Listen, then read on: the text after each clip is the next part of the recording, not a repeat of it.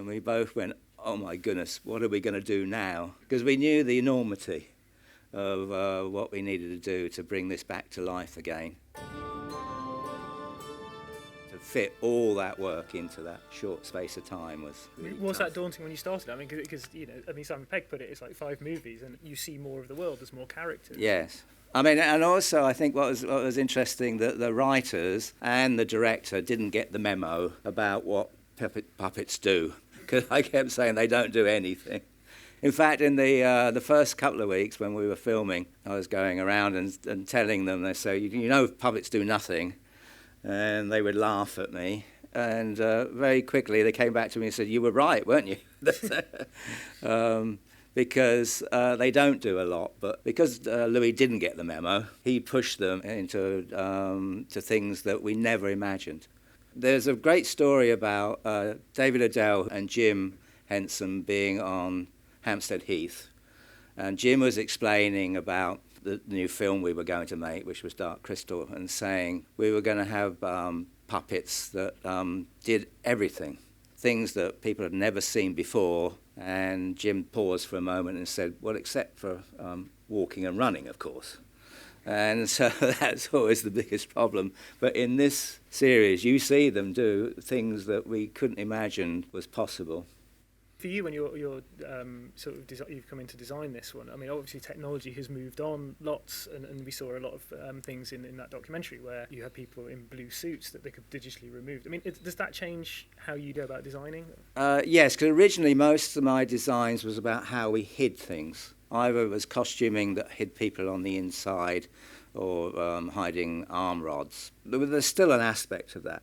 However, we didn't have to do that anymore, because that is the big breakthrough for us, I think, is that we didn't have green screen, and now we do. And so it meant that we could puppeteer from the outside. And so the character you've seen there, the major one we did, was Law. So we've gone back to an old technique, which is bunraku, Japanese way of puppeteering, where you see the puppeteers. And what it does is actually engages the puppeteer directly to the puppet. And so we get much more dynamic movement, and the creature is much more expressive. And that, I think, to me, is one of the most exciting things. So in our modern technology, we've gone back to something that's really ancient way of puppeteering.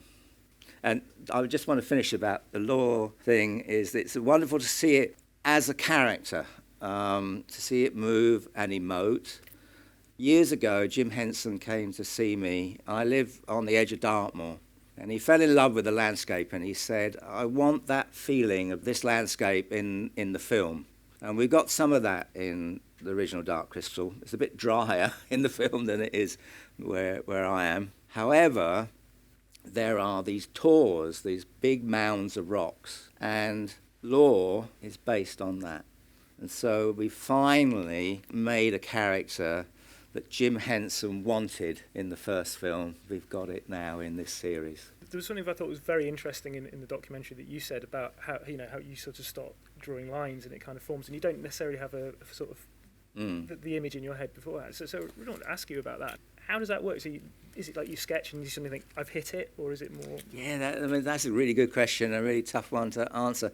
I mean, it always fascinates me, drawing lines, and I could be trying to draw something, and I'm on the 20th time I'm drawing this line, and I'm going, it's got to be right at some point, and then suddenly it is right, and I can't figure out what makes it right. It's something inside, a voice sort of says, the creative voice says, that's right. And once you get that one line right, everything else has to go around it. Everything now has to fit around it somehow, so it becomes part of the same thing. And it's something to do with rhythm, or it's something very abstract. And so when that is then moved on to when we're making things for real, it is problematical, because you've got to give people the freedom, the creative freedom, to be contributing. And yet you can't allow them just to be about them. It has to be about the bigger thing, which is the character and the world. And once they understood that, what they produced was so beautiful. It was mentioned that you'll never believe how difficult it was, and it really was more difficult than you It's all there to do this stuff. And so it's very rare I could see a puppet together all in one piece. They're all in pieces all the time, especially the larger ones. And so get them to come together was only for fleeting moments, for technical reasons, and it all come apart again. And so often could be the night before till we finally would see the final one, and then we go, ooh, now we know what to do. And so there were some wonderful moments working with Toby at 6:30 in the morning, on our hands and knees in front of these things, gluing things on or aging things on, just doing the final finish to get it on screen for 9:30 in the morning.